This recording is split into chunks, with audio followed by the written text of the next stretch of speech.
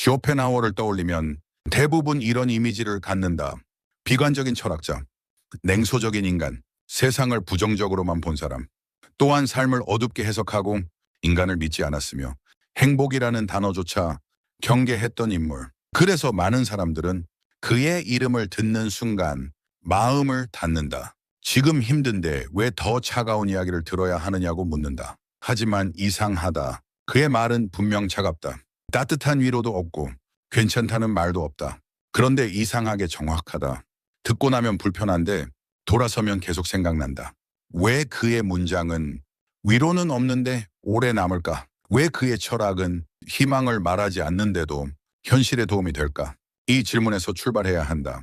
쇼펜하우어는 세상을 미워한 철학자가 아니다. 그는 세상을 미워하지 않은 철학자였다. 그는 인간을 악하다고 단정하지 않았다. 다만 인간을 생각보다 이성적이지 않고 생각보다 욕망에 충실한 존재로 보았을 뿐이다. 그는 세상이 나쁘다고 말하지 않았다. 세상이 우리가 기대하는 방식으로 움직이지 않을 뿐이라고 말했다. 우리는 종종 철학자에게서 위로를 기대한다. 삶이 힘들 때 괜찮다고 말해주길 바란다. 언젠가는 나아질 거라고 확신시켜주길 원한다. 하지만 쇼펜하우어는 그 역할을 거부했다. 그는 위로보다 현실을 먼저 보여주려 했다. 희망보다 조건을 먼저 설명하려 했다. 왜냐하면 그는 알았기 때문이다. 위로는 잠시 버티게 하지만 현실을 바꾸지는 못한다는 것을. 사람이 진짜 무너지는 순간은 상한기 힘들 때가 아니라 현실을 오해할 때라는 것을. 그래서 그는 세상을 부드럽게 설명하지 않았다. 인간을 좋게 포장하지도 않았다. 그 대신 있는 그대로 보라고 말했다. 기대치를 낮추라고 했다. 욕망의 속도를 줄이라고 했다. 그의 철학은 삶을 밝히기 위한 것이 아니라 삶을 정확히 보기 위한 것이었다. 그리고 바로 그 지점에서 쇼펜하우어의 말은 지금까지도 살아남는다. 그의 문장이 오래 남는 이유는 우리를 위로해서가 아니다. 우리를 흔들지 않기 때문이다. 이제부터 우리는 이 철학자를 비관적인 철학자가 아니라 현실을 가장 끝까지 본 사람으로 다시 바라봐야 한다. 그리고 그 이유는 그의 철학보다 그의 삶에 있다. 쇼펜하우어에게 위로는 위험한 것이었다. 그는 위로가 사람을 살린다고 믿지 않았다. 오히려 사람을 같은 자리에 붙잡아 둔다고 생각했다. 위로는 잠시 숨을 돌리게 해준다. 잠깐은 괜찮아진 것처럼 느껴진다. 하지만 그 이상은 아니다. 위로는 방향을 잡아주지 않는다. 기준을 세워주지도 않는다. 그는 알았다. 사람은 기분이 나아진 순간 문제를 해결했다고 착각한다는 것. 그리고 그 착각 속에서 같은 선택을 반복한다는 것. 사람은 기분으로 사는 동안에는 삶의 구조를 바꾸지 않는다. 감정이 나아지면 생각을 멈춘다. 쇼펜하우어는 이 점을 누구보다 정확히 보았다. 그래서 그는 괜찮다라고 말하지 않았다. 지금은 힘들지만 곧 좋아질 것이라는 말도 하지 않았다. 그런 말들이 사람을 일으켜 세우는 것이 아니라 그 자리에 눕혀둔다는 걸 알고 있었기 때문이다. 대신 그는 불편한 말을 선택했다. 삶은 고통이 기본값이라고 말했다. 행복은 예외에 가깝다고 말했다. 이 말은 희망을 꺾기 위한 말이 아니다. 현실을 바로 보게 하기 위한 말이다. 삶이 원래 힘들다는 전제 위에서만 사람은 준비를 시작한다. 삶이 원래 고통스럽다는 사실을 인정한 뒤에야 기대치를 조정할 수 있다. 쇼펜하우어는 사람을 절망시키려 하지 않았다. 사람을 단단하게 만들려 했다. 그는 감정을 달래는 철학자가 아니라 태도를 세우는 철학자였다. 그래서 그의 말은 위로가 없다. 하지만 기준은 있다. 이 말이 차갑게 들리는 이유는 그가 냉정해서가 아니다. 우리가 진실보다 위로에 익숙해졌기 때문이다. 우리는 괜찮다는 말을 들으면 안심한다. 하지만 그 안심은 아무것도 바꾸지 않는다.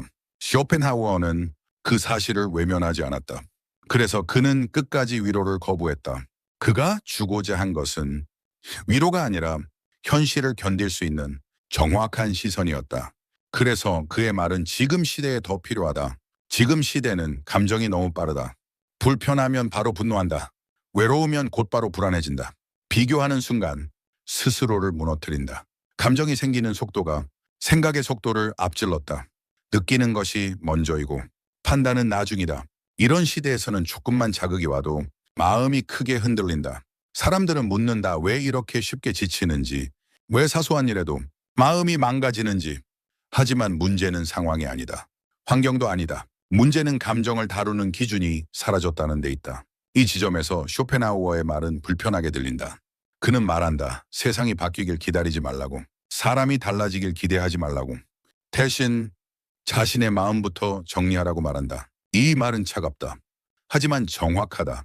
지금 시대는 외부가 너무 빠르게 변한다. 기대할 대상도 많고 실망할 대상도 많다. 이런 환경에서 외부에 기대는 삶은 필연적으로 무너진다.